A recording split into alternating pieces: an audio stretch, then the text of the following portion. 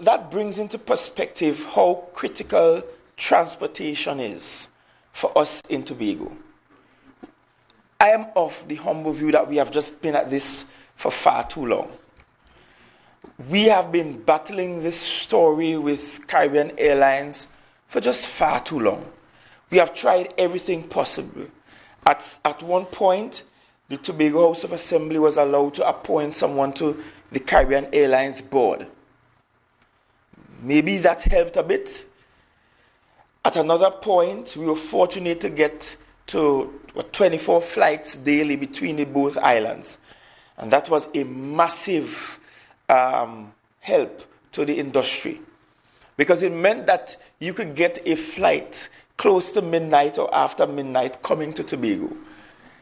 And it meant that you could leave Tobago between midnight and 1:30 in the morning. So we were pretty much open for business. And then COVID unfortunately came. No one planned for COVID. When COVID came, we just shut everything down. And that was required. That was required in order for us to safeguard our people. The entire world was shutting down. So we were no different. I'm not sure if you realize that it was only in April 2022, that's last year. April last year, we were returned to half of those numbers of flights, 12 flights.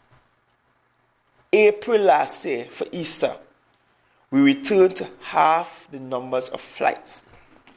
Piarco got a return to international flights in late 2021. Between October and November 2021, could be a little earlier. Tobago got its first international flight in January 2022. And then only in April last year, we were returned to half the number of flights between the both islands. And then the argument that Cal makes is that it's not profitable for them to return to the number of flights, the 24 flights. But I have a serious issue with that argument, because I don't know if it is profitable for London to have expended so much monies on an Elizabethan line. Thankfully, they were able to open it before she died. A whole new underground line built, billions of pounds. I don't know that it's profitable for them immediately to do so.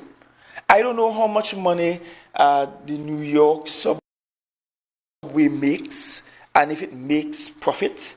It's very old and dirty, and the trains are creaking and feels as if they fall into potholes ever so often. But I don't know how profitable it is to them. The point I'm making is that transportation for jurisdictions around the world goes beyond profit to the company that operates the mode of transportation, because there is a larger impact on the larger economy. And no one at central government seems to be looking at the impact on the larger economy that the movement of people will have.